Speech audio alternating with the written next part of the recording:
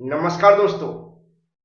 आज का सब्जेक्ट है स्ट्रेंथ ऑफ मटेरियल, जिसका आज मैं next chapter shear force and bending moment diagram वाला स्टार्ट कर रहे हैं।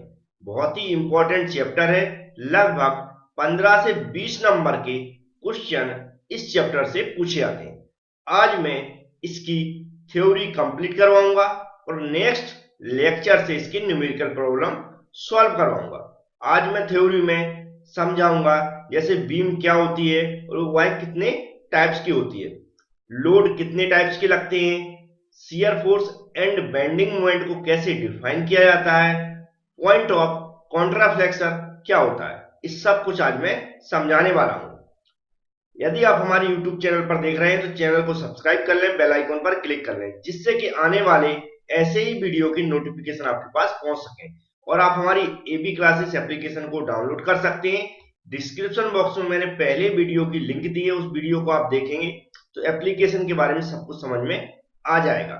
चलते हैं, आज का टॉपिक स्टार्ट करते हैं। इस चैप्टर की जो थ्योरी की शुरुआत होती है वह होती है बीम से। सबसे पहले हम बीम समझेंगे, बीम क्या होती है, फिर उसके टाइप समझेंगे। यहां पर लिख दिया मैंने BAM, बीम। बीम के बारे में आप सभी लोग जानते होंगे। जो भी आपकी छत वगैरह डलती है उससे पहले आपने बीम डलते हुए देखा होगा।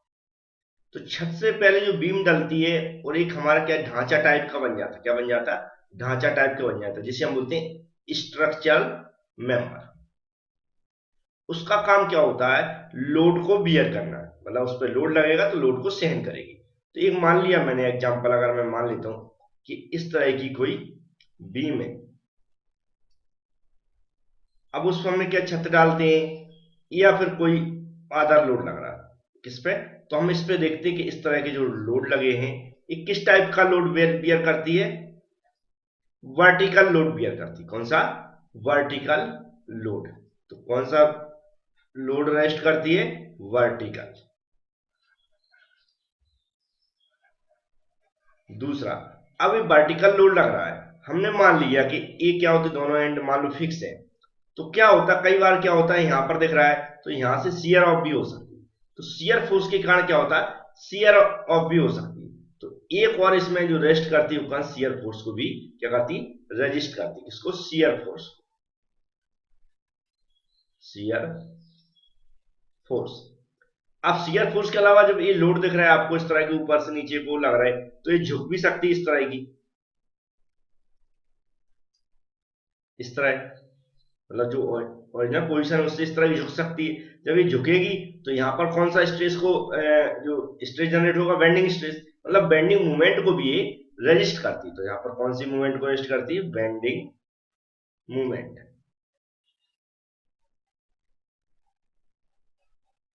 तो हम कह सकते हैं कि बीम क्या है, एक स्ट्रक्चरल मेंबर है जो क्या करता है, जो क्या करती है, लोड को बियर करती है।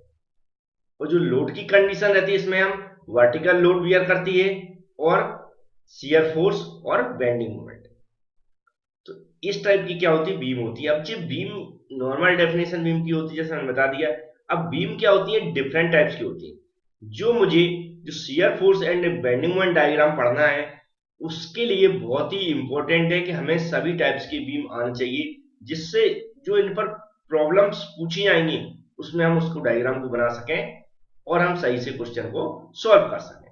तो ये डिफरेंट टाइप्स की होती है, इसमें हम वन बाई वन नाम लिखेंगे, उनको आप ध्यान से समझते जाना और जैसा मैं बनाऊंगा उनको भी समझना है। तो पहली होती है कैंटिलीवर बीम। क्या होती है, cantilever beam, cantilever beam. Cantilever beam एक ऐसी बीम होती है जिसका, यहाँ डायग्राम बना रहा हूं ध्यान से सुनना, एक एंड कैसा होता, फिक्स होता। मान लिया ये मैंने दीवार में फिक्स कर दिया और दूसरा एंड फ्री होता, मैंने सीधी हॉरिजॉन्टल बनाना है आपको बीम्स, कैसे बना, सीधी हॉरिजॉन्टल। मान लिया मैंने ए एंड फिक्स है और इसका जो बी एंड फ्री है, मतलब एक एंड फिक्स है और दूसरा फ्री है। तो इस बीम को हम क्या बोलते हैं, कैंटिलीवर बीम। अब ये जरूरी नहीं इसका जो हमारा, जैसे अभी मैंने बनाया तो ये कौन सा है, इसको मैंने मान लिया लेफ्ट हैंड एंड, तो ये हो जाएगा हमारा राइट हैंड एंड। तो अब ऐसा भी हो सकता है कई बार कि जो राइट हैंड एंड है वो फिक्स हो सकता है। कहने का मतलब कोई एक एंड फिक्स होगा अब इसको मैं ऐसा भी बना सकता हूं, ए और बी। तो मतलब कोई एक एंड फिक्स होना चाहिए, उसे हम क्या बोलते हैं, कैंटिलीवर बीम। जैसे आपकी छज्जे वगैरह निकाल देते हैं ना, बालकनी भी निकाल देते हैं, इसको एक दीवार में एक एंड फिक्स कर देते हैं, दूसरा फ्री छोड़ देते हैं, तो इस तरह की बीम को हम क्या बोलते हैं, कैंटिलीवर बीम। अब जो इसका फ्री एंड होता है या फिर जो पूरी इस पे हम इतनी, इसकी मान ली हमने लेंथ क्या है, एल है, इसकी जो टोटल जो लेंथ रहती है, इसी के पूरी लेंथ के अंदर कहीं भी फोर्स लगती है। अब वो जो फोर्स लगते हैं या लोड लगते हैं वो डिफरेंट टाइप्स के होते हैं, वो मैं आगे इसी लेक्चर में बताऊंगा। तो कैंटिलीवर बीम आप समझ गए होंगे, ऐसी बीम जिसका एक एंड फिक्स हो दूसरा एंड फ्री हो, उसे हम बोलते हैं कैंटिलीवर बीम। अब इसी तरह दूसरी इंपॉर्टेंट बीम होती है सिंपली सपोर्टेड बीम। कौन सी? Simply supported beam. Simply supported beam.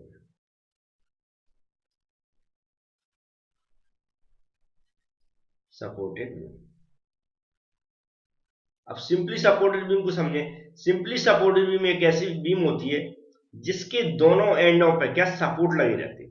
मान लिया हमने दो कॉलम खड़े कर दिए, उस पर पूरी बीम लगा दी इस तरह की। देखो आपको ये देखेंगे तो आप समझ जाएंगे जी, इस तरह की। अगर मैंने इसको ए मान लेता हूं, इसको बी मान लेता हूं, तो ये क्या है, ए या फिर इसको, ये क्या है, सपोर्ट है। ये क्या है, सपोर्ट। ये भी क्या है, सपोर्ट। या हिंदी में बोलते हैं टेक। क्या बोलते हैं, टेक। ये क्या हो जाएगी, हमारी बीम हो जाएगी। ऐसे ही इसमें क्या था, ये हमारा फिक्स एंड था, फिक्स एंड। ये कौन सा एंड था, फ्री एंड। फ्री एंड, इससे याद हो जाए। इस तरह यहां पे भी लिख सकते हैं, इसको फिक्स एंड लिख सकते हैं, इसको फ्री एंड लिख सकते हैं, और ये इसकी लेंथ होती है। तो इस तरह इसकी अगर हम लेंथ क्या मान लें, एल मान लें, इस तरह की बीम बनेगी। कौन सी, सिंपली सपोर्टेड बीम। अब इसको डिफाइन कैसे किया जाएगा, तो हम सिंपली सपोर्टेड बीम वह बीम होती है जिसके दोनों एंडों पर सपोर्ट लगे रहते हैं, उस बीम को हम क्या बोलते हैं, सिंपली सपोर्टेड बीम बोलते हैं। अब जो ओवरऑल इसकी जो लेंथ है, इसके ऊपर डिफरेंट टाइप्स के लोड लगे रहते हैं, तो उसके अकॉर्डिंग इसमें जो भी कंडीशन बनती है, जो भी स्ट्रेस जनरेट होते हैं या शियर फोर्स या बेंडिंग मोमेंट, उसको हम क्या करते हैं, उसके डिस्ट्रीब्यूशन को ड्रॉ करके देखते हैं कि उस फोर्स के कारण जो लोडिंग आ रही है वह कितना डिस्ट्रीब्यूट हो रहा है। वह जब मैं न्यूमेरिकल क्वेश्चन समझाऊंगा, जब समझा दूंगा, अभी आप ये समझ गए होंगे सिंपली सपोर्टेड बीम क्या होती है। अब इसी तरह नेक्स्ट बीम में उसको समझते हैं। थर्ड है over hanging beam. Over hanging beam. Over hanging मतलब ओवर निकली हुई। जैसे मैं डायग्राम बनाऊंगा आपको समझ में आ जाएगा। हमने मान लिया हमारे पास ऐसी बीम है जिसके एक एंड पे क्या सपोर्ट लग रहा है, और हमने मान लिया सेंटर पे लग रहा है। ए इसको मान लिया मैंने, बी इसको मान लिया, और इसको सी मान लिया। मतलब क्या दिख रहा है कि इसका कुछ हिस्सा, राइट हैंड वाला जो हिस्सा है वो है निकला हुआ बाहर की ओर। इस तरह की जो बीम होती है उसको हम बोलते हैं ओवर हैंगिंग बीम। अब इसकी अलग अलग कंडीशन हो जाती है। जैसे कि ये तो फर्स्ट डायग्राम हो गया। अगर हमने इसको क्या इस तरह बना दिया, मान लिया, जिसका मतलब इसका ए वाला हिस्सा निकला हुआ है और बी वाला हिस्सा निकला, और हमने क्या मान लिया, सी और डी मान लिया इसको। तो ये दो सपोर्ट लग रहा है सेंटर में, जबकि इसके दोनों ओर निकले हुए। तो ओवरहैंगिंग बीम होती है मतलब ऐसी बीम जिसका कुछ हिस्सा निकला हुआ हो या दोनों साइड निकले हुए हैं, इस टाइप की बीम क्या बोलते हैं, ओवरहैंगिंग बीम। इसका एक डायग्राम और बनाया जा सकता है, जैसे कि इधर हो गया। हमने मान लिया इसका राइट हैंड साइड में लगा हुआ है और सेंटर में लगा हुआ है। इसका कौन सा, जो हमारा लेफ्ट हैंड साइड हुआ है, निकला हुआ है। इसको ए मान लेते हैं, इसको बी मान लेते हैं, ये निकला हुआ और सी मान। तो इस तरह आप कैसे भी समझा सकते हैं, मतलब ऐसी बीम जिसका कुछ हिस्सा निकला हुआ है या फिर दोनों साइड निकले हुए हैं।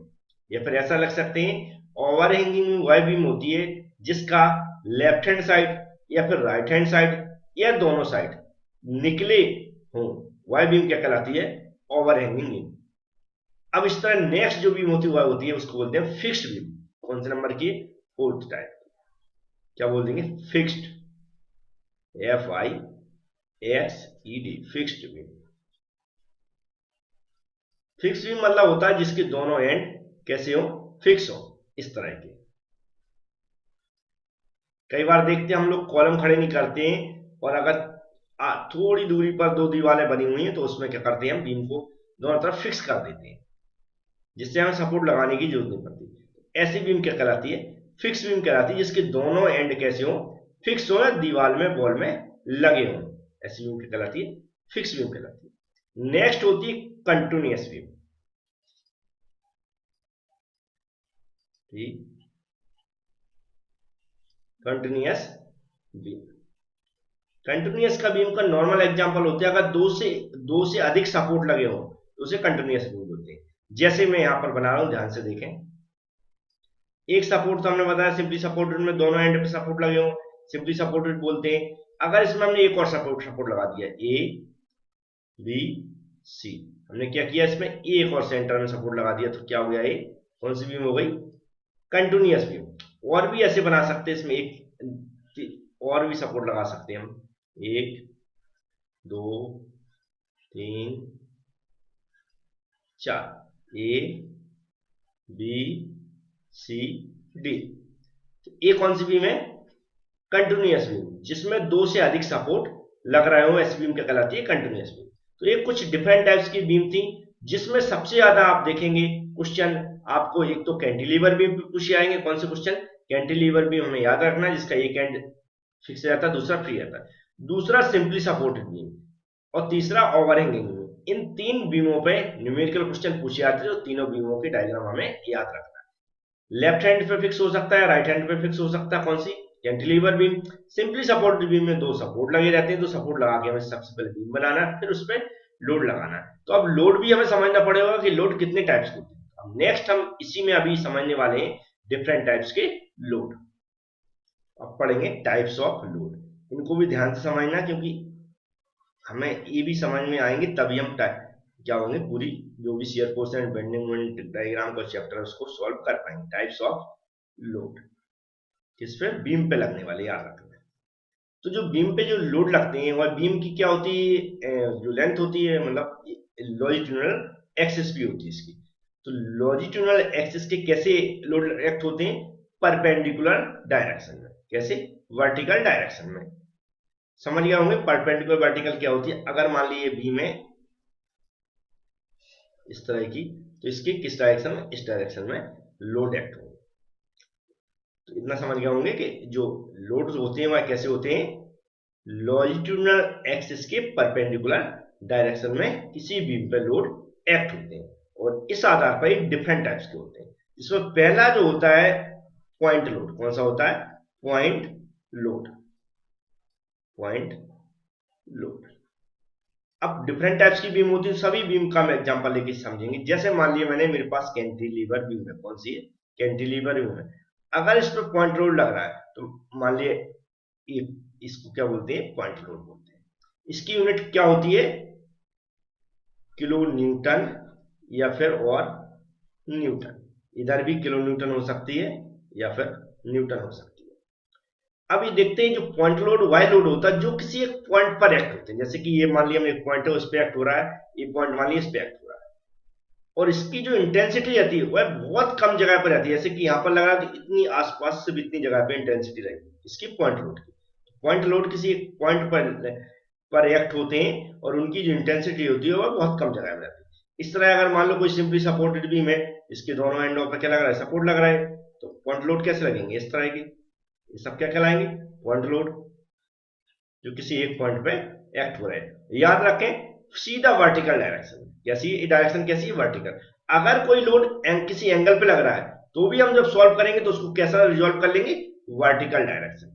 ये भी हमें याद रखना। तो कैसी होनी चाहिए इसकी डायरेक्शन, वर्टिकल होनी चाहिए। नेक्स्ट लोड होता है, बहुत इंपॉर्टेंट है, यूडीएल। क्या बोलते हैं इसको, यूडीएल। इसका फुल फॉर्म होता है uniformly distributed load, uniformly distributed load, distributed load. अब जी यूडीएल बोल लो शॉर्ट में, या फिर यूनिफॉर्मली डिस्ट्रीब्यूटेड लोड बोल दो, दोनों एक ही बात है। अब एक एक दोनों बीम पे एग्जांपल ले लेते हैं। फर्स्ट बीम में अगर मान लो कैंटिलीवर बीम है, तो उस पे यूडीएल कैसे लगता है, एक एंड तो फिक्स हो गया, दूसरा फ्री हो गया। तो यूनिफॉर्मली मतलब होता है पूरी इंटायर लेंथ पर। जैसे मैंने मान लिया इसकी लेंथ एल है, क्या है, एल है, कहां तक है, पूरी टोटली। तो इस पे जो लोड लगेगा कैसा लगेगा, ऐसा लगेगा, दिख रहा है। यूनिफॉर्म मतलब टोटल लेंथ पर पूरा लोड, इसका सिंबल इस तरह का होता है जो मैं यहां पर बना रहा हूं। और इसका जो लोड की दिखाने का तरीका होता है वो इस तरह का एरो बनाते हैं। जैसे कुछ भी वैल्यू होगी तो इसकी वैल्यू के साथ मान लिया मैंने 10, हमारे पास 10 क्या है, किलो न्यूटन पर मीटर। क्या होती है इसकी यूनिट, क्या होती है, यूनिफॉर्मली डिस्ट्रीब्यूटेड लोड या यूडीएल लोड की किलो न्यूटन पर मीटर, या फिर हो सकती है न्यूटन पर मीटर, एमएम भी हो सकती है, सेंटीमीटर भी नीचे हो सकता है। ऐसे मान लिया हमारे पास कौन सी बीम है, दूसरी सिंपली सपोर्टेड बीम है, इस तरह। अब इस पर लग रहा है यूडीएल का सिंबल ये होता है, इसको बनाना सीख लें, कैसे बना रहा हूं मैं, जैसे बना रहा हूं वैसे आपको भी बनाना सीखना है। इसकी लेंथ हमने एल मान ली है, और अगर इसकी यूनिट एमएम में है तो यहां पर फिर मैं बदल के थोड़ा दिखा देता हूं, तो इसकी हो जाएगी किलो न्यूटन पर एमएम, या फिर न्यूटन पर एम एम, ये यूनिट हो जाएगी। अब इसको जब सॉल्व करते हैं तो वहां पर ध्यान रखना में, ये जो यूनिफॉर्मली डिस्ट्रीब्यूटेड लोड होता है, यूडीएल लोड होता है, इसको हम पॉइंट लोड में कन्वर्ट करके सॉल्व करते हैं। तो पॉइंट लोड में कन्वर्ट करने का जो तरीका होता है वह ध्यान से आप देख लें। पॉइंट लोड में कैसे कन्वर्ट करते हैं, सबसे पहले ऐसे डायग्राम बनाना, जितनी लेंथ है उतनी लेंथ को आप यहाँ बना के रख लें। जैसे मेरे पास एल लेंथ है तो एल मैंने क्या किया, यहाँ पर बना के रख लिया। हमने इसकी यूनिट क्या मान ली, हमने मीटर मान ली, क्या है, मीटर।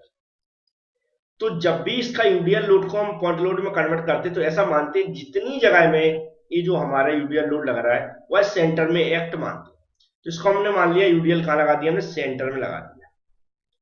और जब पॉइंट लोड में कन्वर्ट होता तो टोटल जो लोड रहता है वह लिखते हैं हम मल्टीप्लाई जो उसकी टोटल लेंथ होती है। टोटल लेंथ होती है कितनी, एल लेंथ है तो एल का मल्टीप्लाई कर देंगे। तो आप देखेंगे आप यहाँ पर क्या थी यूनिट, किलो न्यूटन पर मीटर थी लोड की, और लेल की क्या थी, इंटू मीटर थी। तो मीटर से मीटर कैंसिल हो जाता तो इसकी यूनिट क्या बन जाती, किलो न्यूटन, जो कि पॉइंट लोड की देखेंगे आप किलो न्यूटन या न्यूटन होती है। और जिसको जब एक्ट हम सेंटर पे लगा देते हैं तो इसको हम ये मानते हैं जो इसकी लेंथ है वह आधी इधर हो जाती है, L/2 इधर हो जाएगी और आधी इधर हो जाती है। मतलब अगर टोटल डिस्टेंस 10 है तो बीच में लोड लग जाएगा 5 इधर हो जाएगी और 5 इधर डिस्टेंस हो जाएगी, ऐसा लिख देंगे हम, डिस्टेंस सेंटर पे लगा देंगे। और पॉइंट लोड में कैसे कैसे कन्वर्ट होता है, जैसे एक बार और बता दूं, इसको भी पॉइंट लोड में कन्वर्ट करने का तरीका, क्योंकि ये सबसे ज्यादा न्यूमेरिकल क्वेश्चन इस पर पूछे जाना है। इसी लोड को हम जब पॉइंट लोड में कन्वर्ट करेंगे तो ऐसा पॉइंट लगा देंगे सेंटर में, एकदम याद रखें। तो जो भी वैल्यू हमने मान लिया इसकी लेंथ की वैल्यू कितनी है, हमने जैसे अभी 10 का एग्जांपल दिया तो 10 ही मान लेते, 10 मीटर है या एमएम मान लिया, ठीक है। इस लोड की वैल्यू हमने कितनी मान ली, 20 किलो न्यूटन पर एमएम मान ली। तो इसका लोड अब पॉइंट लोड में कन्वर्ट होकर कितना हो जाएगा, तो 20 का 20 लिखेंगे, जितना लोड होगा टोटल जितनी लेंथ में लग रहा है उस लेंथ को लिखेंगे, और जो भी यूनिट है उसको लिख देंगे। यूनिट में क्या होता है, 1 किलो न्यूटन है पर एमएम, और इसकी लेंथ की यूनिट कितनी, एमएम है। तो एमएम से एमएम कैंसिल हो जाएगा, क्या बचेगा यहाँ पे, 20 का 10 मल्टीप्लाई हो जाएगा तो 30, सॉरी 300, 200 किलो न्यूटन बचेगा। और हम नीचे क्या मानेंगे, जो डिस्टेंस है वह हमारी कैसी हो जाएगी, डिस्ट्रीब्यूट हो जाएगी, आधी इधर और आधी इधर। आधी इधर कितनी हो जाएगी, 5 mm इधर हो जाएगी और 5 mm इधर हो जाएगी। इस तरह हम क्या करते हैं, पॉइंट लोड को यूडीएल लोड को पॉइंट लोड में कन्वर्ट करते हैं। सिर्फ क्या करते हैं, जो भी लोड दिया उसमें टोटल लेंथ का मल्टीप्लाई कर देते हैं, उसको सेंटर पे लगा देते हैं पॉइंट लोड का सिंबल बना के, और आधी डिस्टेंस इधर दिखा देते हैं, आधी इधर दिखा देते हैं। अब जो नेक्स्ट टाइप है लोड उसको भी समझते हैं। नेक्स्ट होता कितना, सेकेंड टाइप, थर्ड टाइप। तो यहीं पर मैं थर्ड टाइप भी लिख देता हूं, triangular load, triangular load. Triangular मतलब ट्रिएंगल का शेप होता है। तो मैं यहाँ यहीं पर बना रहा हूं, ध्यान से समझ लें। जैसे कि ये हमारी बीम है और इस पर इस तरह का पहले शेप बना के रख लेता हूं, मैं फिर अच्छे से समझा देता हूं। हमने मान लिया इस पर कोई भी दो सपोर्ट लग रहे हैं, ये सपोर्ट पे टिकी हुई है, इसकी लेंथ हमने मान ली क्या है, एल है, और इस तरह के इस पर जो लोड मतलब बाहर डिस्ट्रीब्यूट हो रहा है सॉरी नीचे की ओर एरो बनाए, क्योंकि नीचे वर्टिकल डायरेक्शन नीचे की ओर एक्ट होंगे सारे। ऐसा नीचे की ओर लोड लगा दें, ए भी लगा दें, ए भी लगा दें। यहाँ पर इसको इसका लोड यहाँ पर दिखाते क्या हो जाएगा। मान लो डब्ल्यू लोड है किलो न्यूटन पर मीटर पर यूनिट लेंथ इसकी, क्योंकि लेंथ हमने लेंथ की यूनिट क्या मान ली, मीटर मान ली। अब यहाँ पर ध्यान से समझना है, इस पे क्या होता है, इसकी जो इंटेंसिटी होती है लोड की, वह यहाँ पर जीरो होती है और धीमे धीमे बढ़ती हुई जाती है, बीच में हाईएस्ट हो जाती है और हाईएस्ट लास्ट तक पहुंच जाती है। मतलब हाईएस्ट बीच में देखो, बीच में, और लास्ट एंड पे हाईएस्ट रहती है। जैसे कि मैंने यूवीडीएल में क्या था, जो ओवरऑल डिस्ट्रीब्यूशन होता है एक जैसा होता है पूरी बीम पर। पॉइंट लोड में इंटेंसिटी होती है वो पॉइंट पर रहती है, पॉइंट के थोड़े से आसपास रहती है। जबकि इसमें क्या होती है, इसके सेंटर पे और एंड पे ज्यादा होती है। अब इसको भी हम क्या करते हैं, पॉइंट लोड में कन्वर्ट करते हैं। तो उसका तरीका क्या होता है उसको ध्यान से समझो, या फिर इसको सॉल्व करने का तरीका।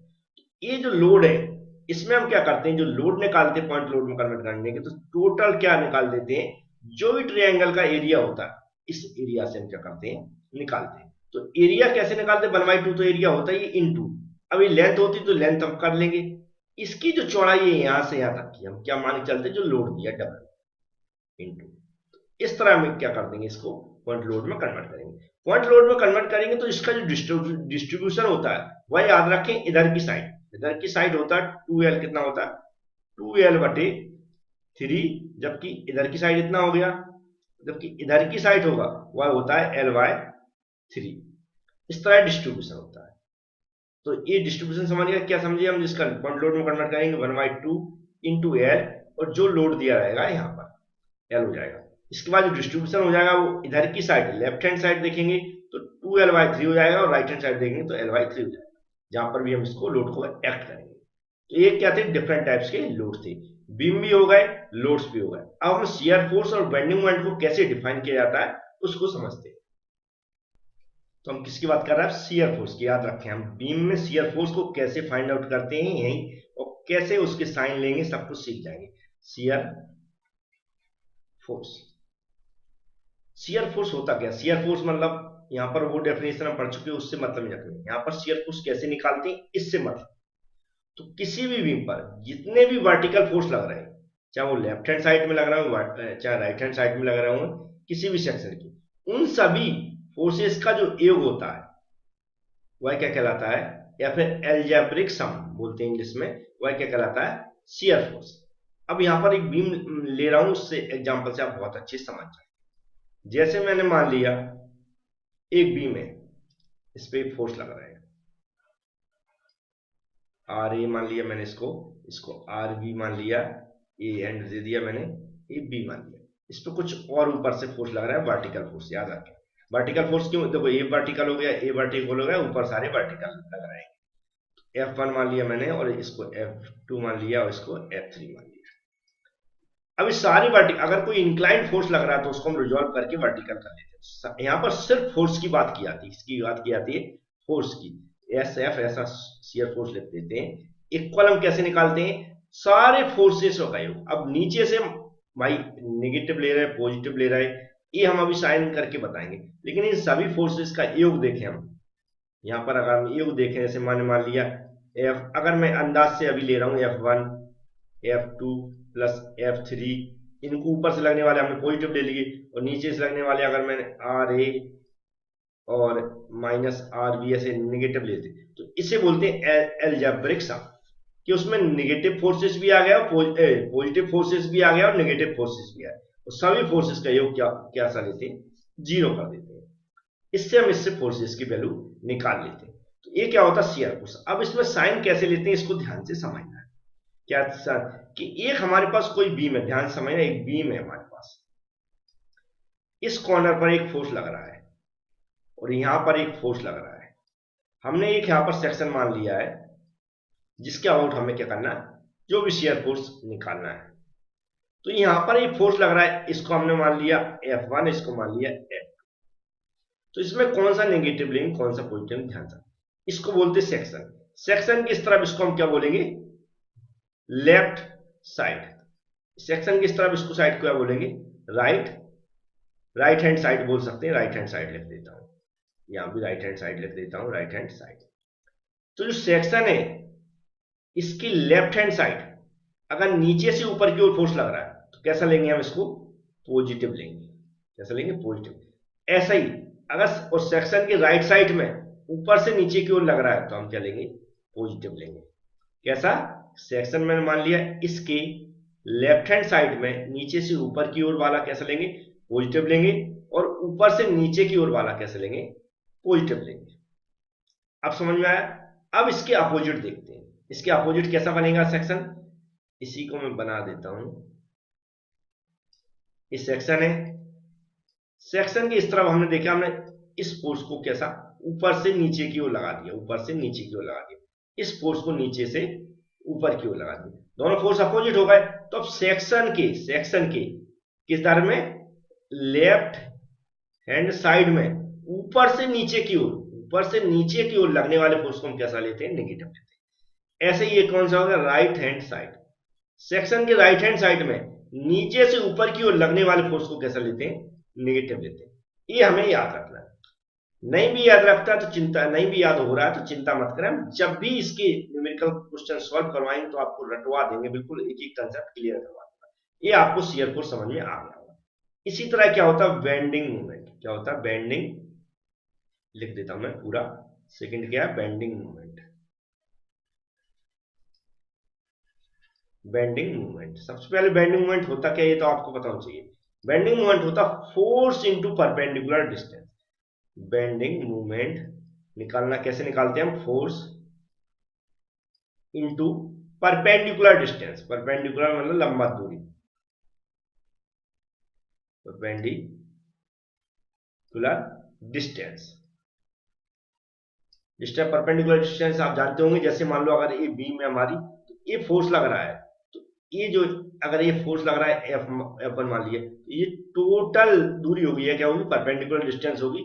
यहाँ इसके बीच में 90 एंगल बनना चाहिए, मतलब बनाते नहीं एंगल, लेकिन दिखना चाहिए परपेंडिकुलर एक दूसरे के।